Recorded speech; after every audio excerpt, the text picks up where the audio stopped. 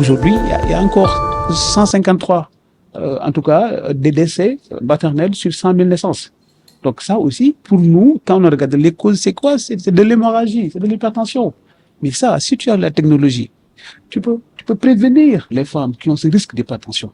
Tu peux prévenir ces femmes qui ont le risque d'hémorragie. Donc, vous voyez que les problèmes que nous avons aujourd'hui sur la santé, 80% de ces problèmes peuvent être réglés facilement par la technologie. Donc, c'est pourquoi le gouvernement l'a compris. Et surtout aussi le financement. Comme je viens de vous dire, on a déployé le logiciel, mais on a vu quand même que ça a augmenté énormément les ressources. Et rien que le poste de santé, je ne vais pas donner le nom, et on a déployé ça il n'y a même pas une semaine. Je vous dis, on a de 10 000, on est à 45 000. Ça veut dire ce que ça veut dire en fait. Aujourd'hui, ça urge de déployer cela pour sauver des vies et surtout aussi l'aspect document médical.